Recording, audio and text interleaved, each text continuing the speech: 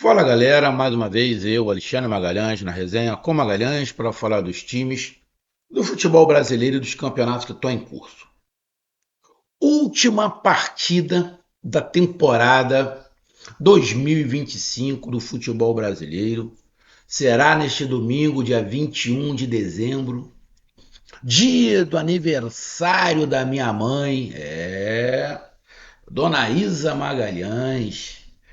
Dona Isa Magalhães nasceu em 1947.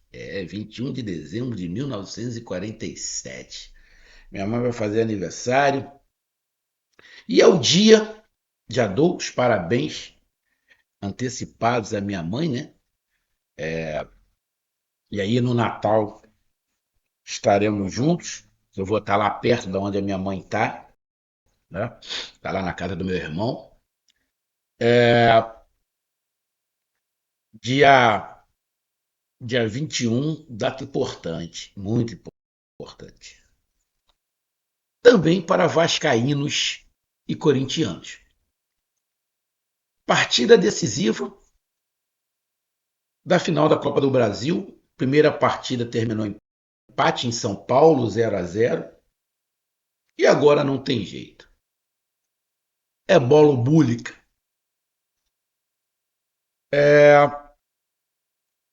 Vão se enfrentar, talvez, com algum tipo de vantagem, o Vasco da Gama, né? Se a gente pegar o que aconteceu no primeiro jogo e pegar que o Vasco está jogando em casa, você pode botar pontos a ponto e ver uma pequena vantagem para o Vasco da Gama. Porém, vantagem fica na parte do supunhetemos, né? Porque era vantagem do Corinthians lá e ficou empate.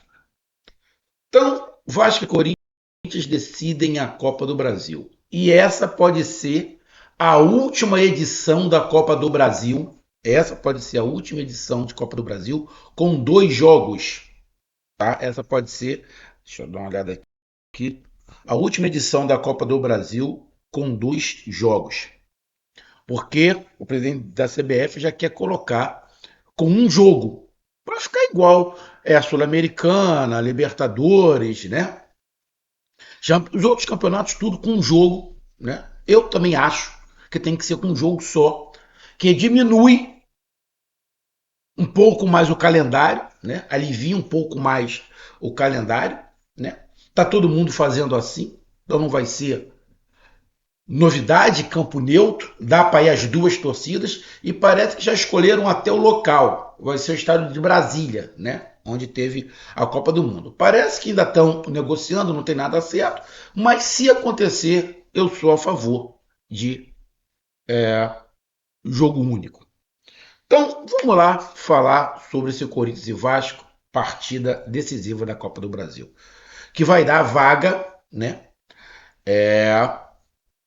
na fase de grupos da Libertadores, além do dinheiro, que é muito bom, dá a vaga de grupo da Libertadores.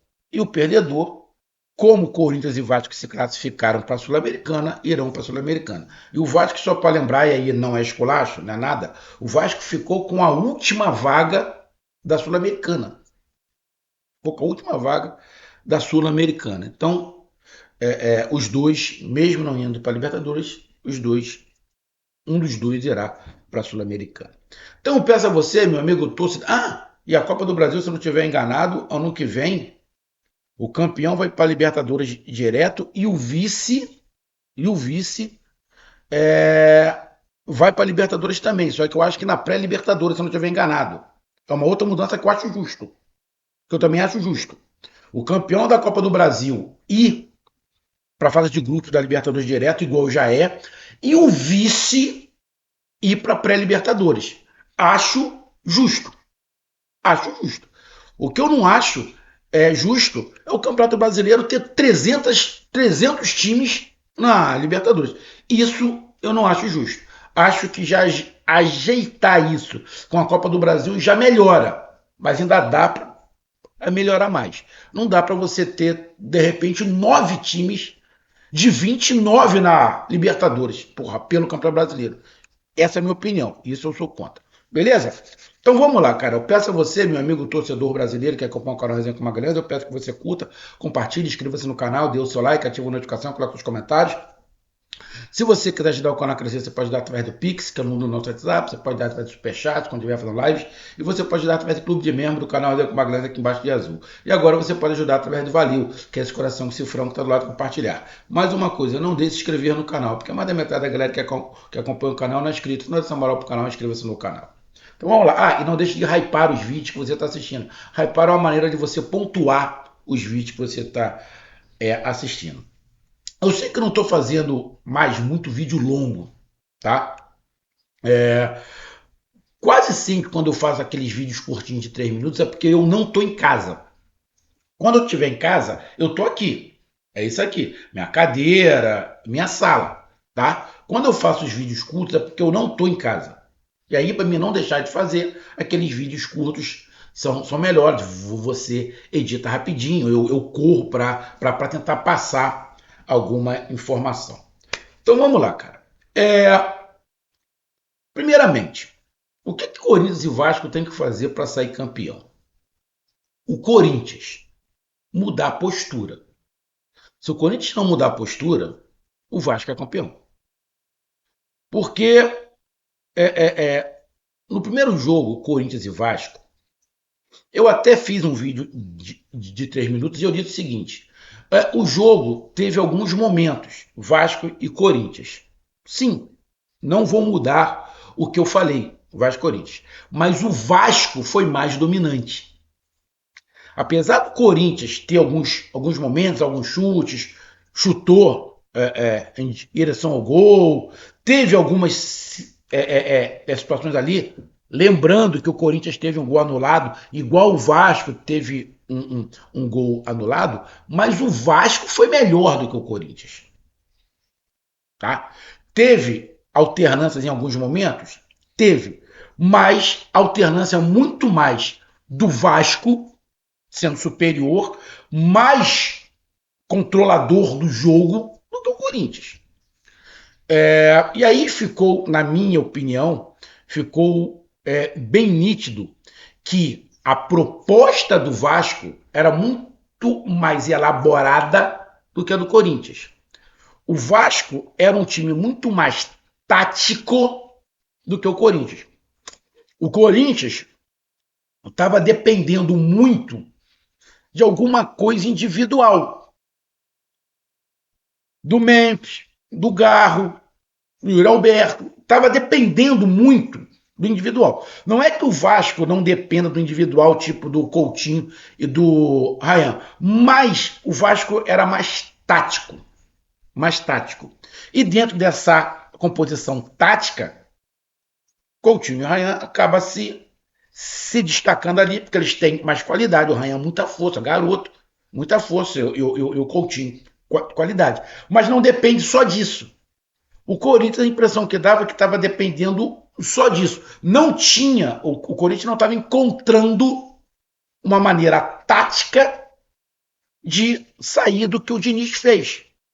Então estava tentando no individual. Então, no primeiro jogo, sim, o Vasco foi superior ao Corinthians. Então, para o Corinthians pensar em ser campeão, tem que ficar igual na vontade, né?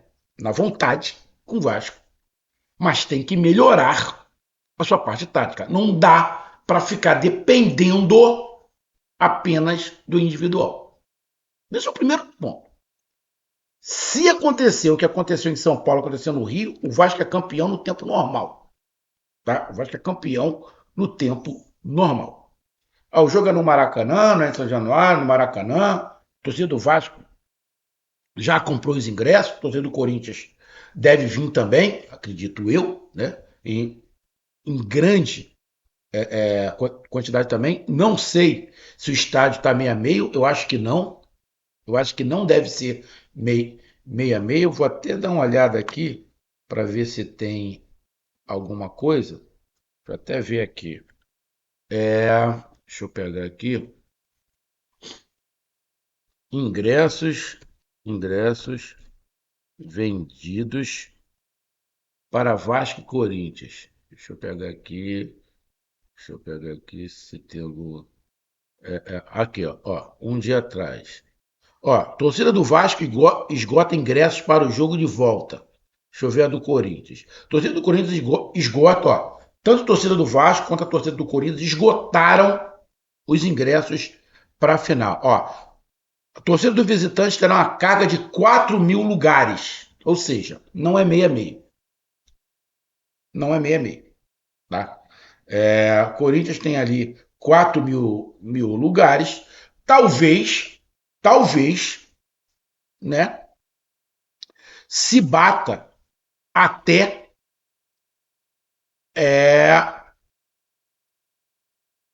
a meta do Maracanã. Porque a capacidade do Maracanã, quem bateu esse ano, teve mais público, foi o Flamengo.